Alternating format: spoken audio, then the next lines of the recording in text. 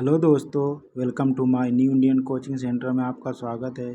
इस स्लाइड में देखेंगे भारतीय संविधान के महत्वपूर्ण अनुच्छेद, जो कि सभी परीक्षाओं में इससे एक दो क्वेश्चन बनते हैं। उनसे देखेंगे कौन कौन से क्वेश्चन इंपॉर्टेंट होंगे अनुच्छेद संबंधित। जैसा कि आर ओ एग्ज़ाम होने वाला है, उसके लिए इस टॉपिक से तो 3 क्वेश्चन बनते हैं अनुच्छेद से संबंधित। तो देखते हैं कौन कौन से क्वेश्चन बन सकते हैं, उनके बारे में देखेंगे।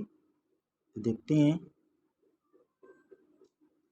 अनुच्छेद एक में कहा गया है भारत अर्थात इंडिया राज्यों का संघ।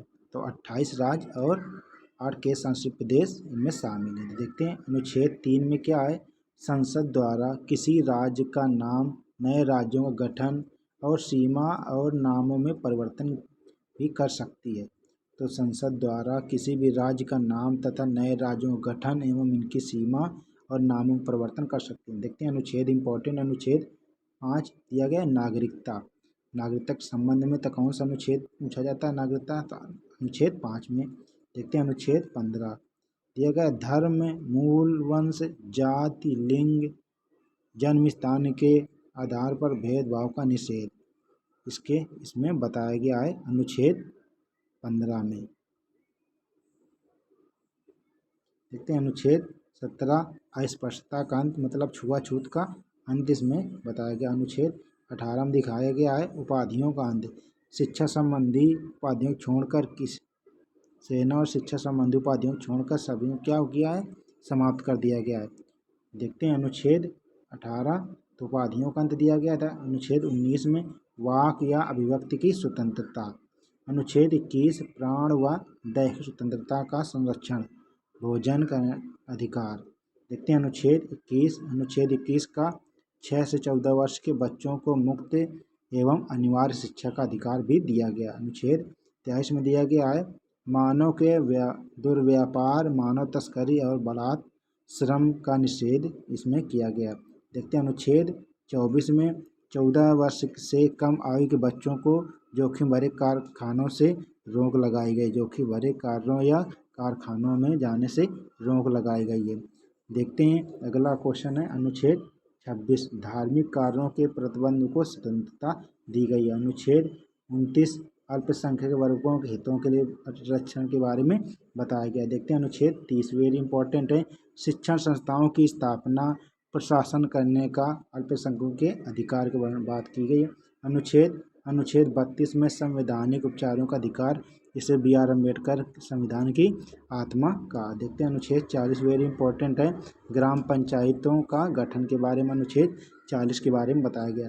अनुच्छेद 45 में देखेंगे 6 वर्ष से कम आयु के बच्चों के लिए निःशुल्क और अनिवार्य शिक्षा की बात की गई है कि 6 से 14 वर्ष के बालकों को निःशुल्क और अनिवार्य शिक्षा प्रदान की जाए।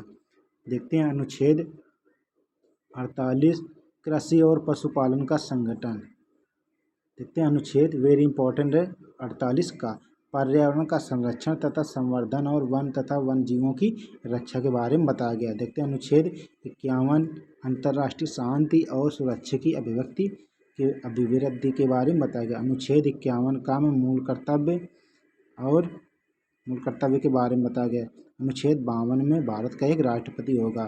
तो पूछा गया क्वेश्चन बनता है कि भारत का राष्ट्रपति किसमें कहा गया कि भारत का एक राष्ट्रपति होगा? अनुच्छेद 52 में कहा गया है भारत का एक राष्ट्रपति होगा। संसद में राष्ट्रपति संसद का अंग होता है। देखते हैं कौन। और अनुच्छेद 53 में राष्ट्रपति कार्यपालिका शक्ति राष्ट्रपति में निहित होती है। देखते हैं राष्ट्रपति का निर्वाचन। अनुच्छेद 54 में राष्ट्रपति का निर्वाचन किया जाता है।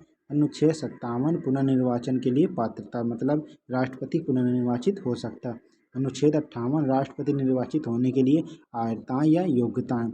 देखते हैं राष्ट्रपति अनुच्छेद 60 के तहत शपथ प्रतिज्ञान, मतलब राष्ट्रपति को अनुच्छेद 60 के तहत शपथ दिलाई जाती है। देखते हैं अनुच्छेद 61 वेरी इंपॉर्टेंट है राष्ट्रपति पर महाभियोग चलाने की प्रक्रिया अनुच्छेद 61 में है। देखते हैं अनुच्छेद 63 में राष्ट्रपति का अनुच्छेद 63 में भारत का एक उपराष्ट्रपति भी होगा। इसमें बताया गया अनुच्छेद 63 में कि भारत का एक उपराष्ट्रपति भी होगा। देखते हैं अनुच्छेद 66 में दिया गया उपराष्ट्रपति का निर्वाचन। तो उपराष्ट्रपति निर्वाचन किस में दिया गया? अनुच्छेद 66 में। वेरी इंपॉर्टेंट है। अनुच्छेद 72, राष्ट्रपति को क्षमादान की शक्ति प्रदान की गई है।